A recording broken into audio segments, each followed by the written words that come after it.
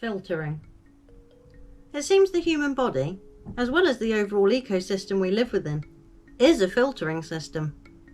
It's quite terrifying when you look at how much we knowingly, or rather unknowingly in some cases, apply to our own skin and bodies.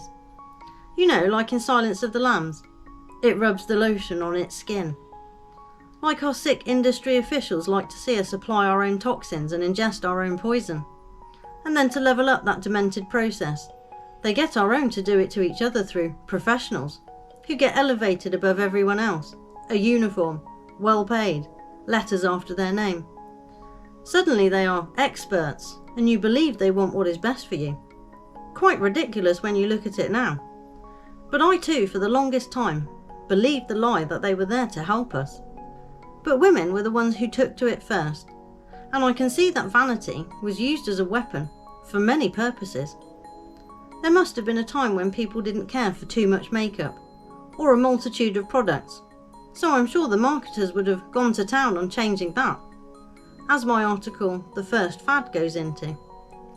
It would have been sold as beauty, and then as a standard society wanted, making men see women differently, and more importantly, making women see themselves and each other differently, judging people on those new standards and creating an entire beauty market based on consumption of products. Shampoo, hairspray, lipstick, nail polish remover, moisturiser, concealer, foundation, eyeshadow, eyeliner, and so on. And within each category there are many more for various other things. Someone can put all of that on their body in one day. One day. And even though they could be completely harmless on their own, and may indeed have passed the safety tests as they are, how does anyone know how they react when combined with another product, and then exposed to high temperatures, either through working conditions or weather? Chemical reactions are not always visible, so it's hard to say they would have been able to test for all conditions and possible combinations. And why should they? They just design something to do what it says on the tin, and that's where it ends.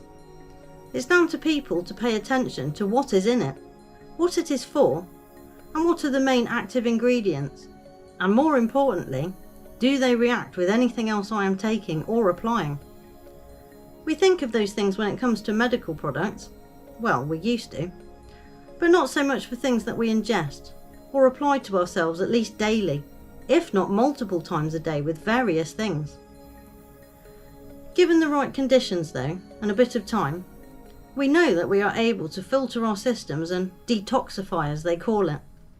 I wonder if that's what it is that's so despised by the powers that be, that many have worked out they can fix themselves, and with a bit of help from nature, and even nature itself fixes itself. But as I said, only with the right conditions. If you go out of your way to deliberately poison the system and terrain, then it has to work harder and may not do as well. That's why if you just had bad food and drink, you might be okay. Or just lots of cosmetic products, or just lots of medicine. It could still possibly manage to do its thing, to regenerate the system and recalibrate as needed. But when it's a triple-pronged attack, a pincer movement of social conditions set up to make sure that many are caught in the toxic triangle of things that were made to be viewed as normal: food, beauty, and medicine. And in recent years, men too have been sucked into the world of cosmetics and extra products, not even counting the latest debacle involving men and makeup.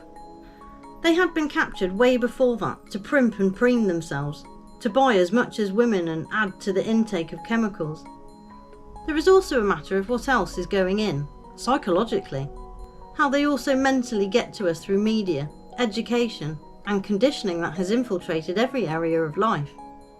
We also need to filter what goes in there and detoxify ourselves from that too, because it all goes in, and for some, may well go straight in and back out again, or simply go over their head.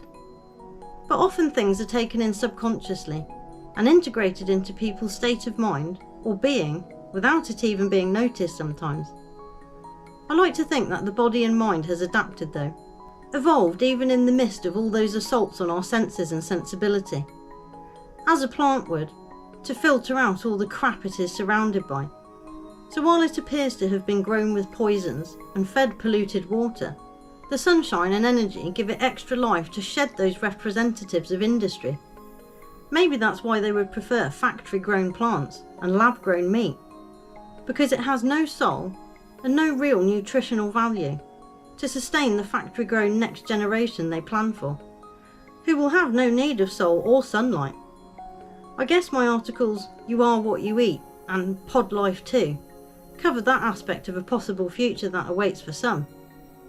But for where we are now, we can only do our best to avert the strange tapestry being stitched around us, and try and protect nature as we know it, and ourselves. Because those are the two things that seem very much on the hit list these days.